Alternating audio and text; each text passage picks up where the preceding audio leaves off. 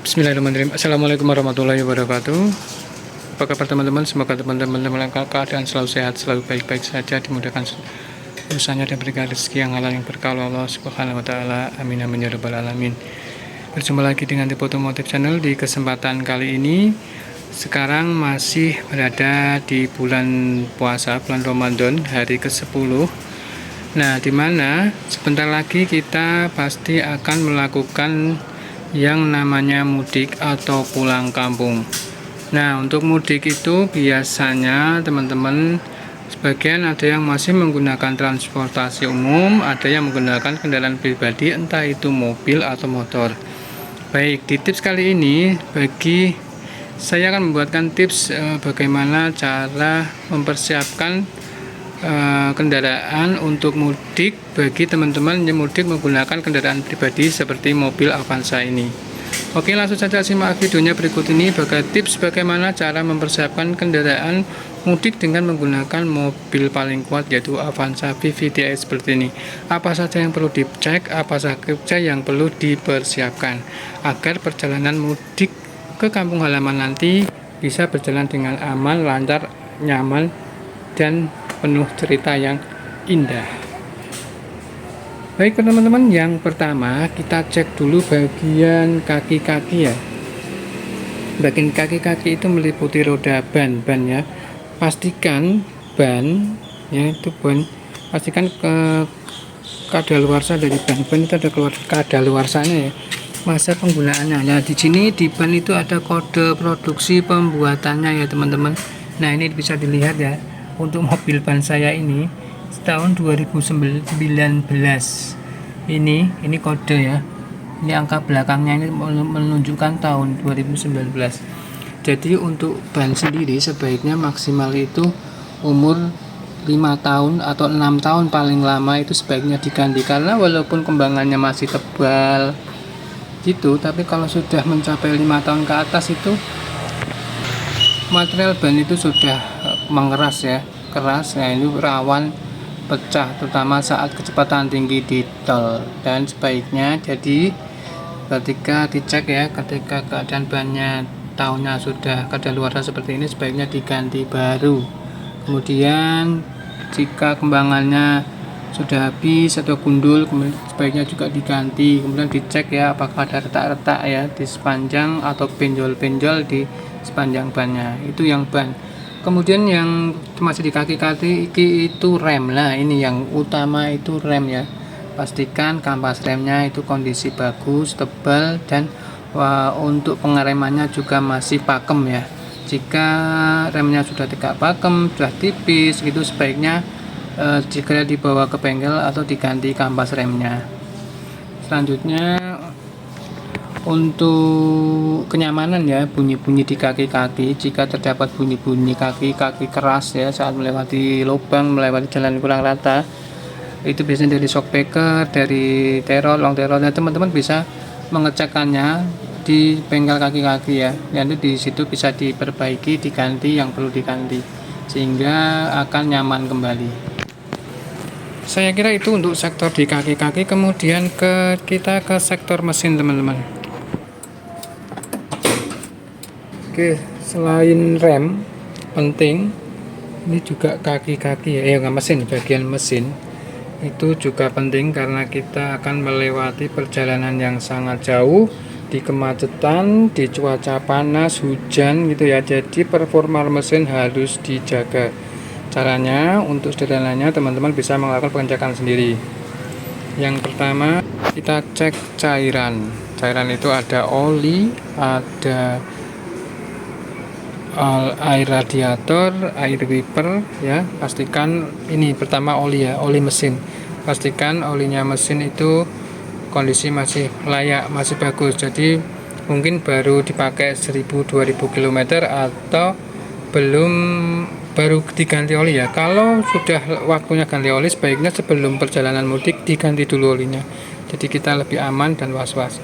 Dan pastikan tidak ada kebocoran pada mesin yang menyebabkan oli nanti tidak bisa habis ya. Kalau ini habis nanti bisa menyebabkan overheat, mesin jadi jebol ya teman-teman.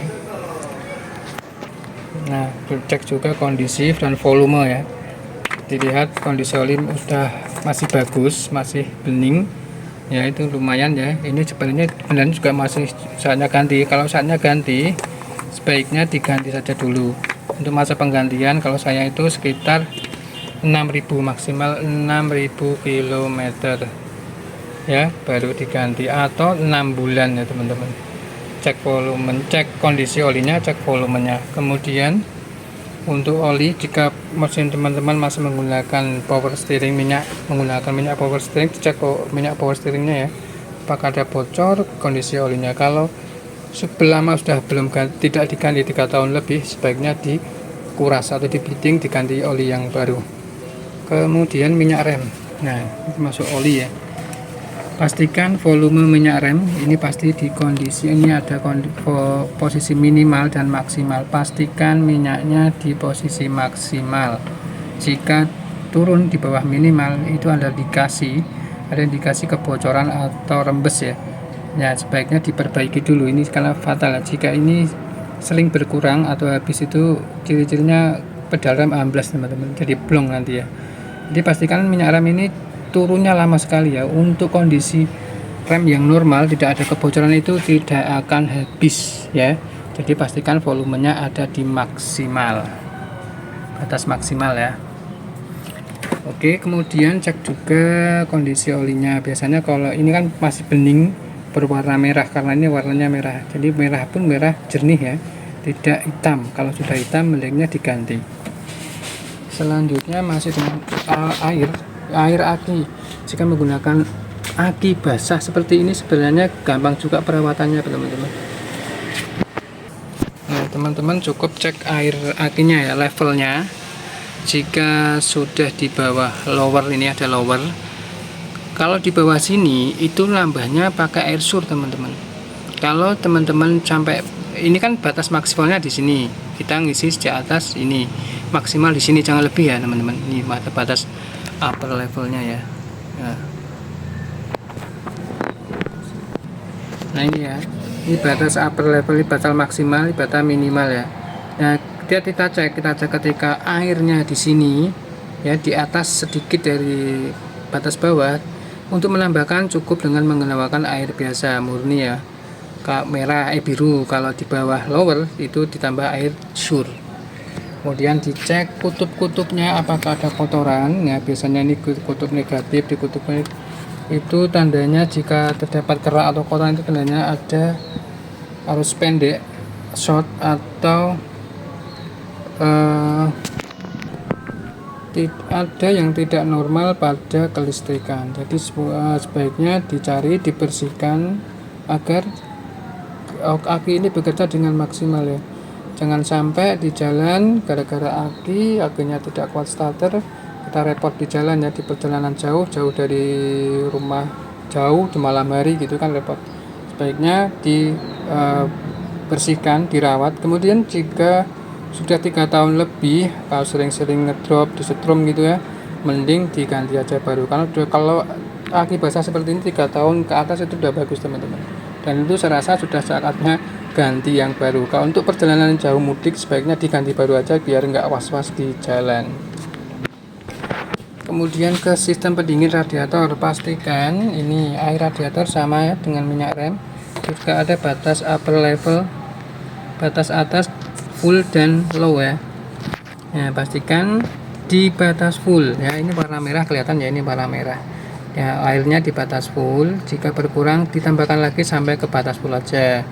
Nah ini juga tidak boleh berkurang. Kalau mesin normal, radiator normal, pendingin normal itu dia tidak akan berkurang atau habis teman-teman, lama sekali. Nah, jika sering berkurang, maka sebaiknya periksakan dulu radiator dan sistem pendingin ini mobil kita ke bengkel radiator agar dikorok ya, dibersihkan ya. Pastikan tidak ada kebocoran dan tidak air radiatornya tidak berkurang.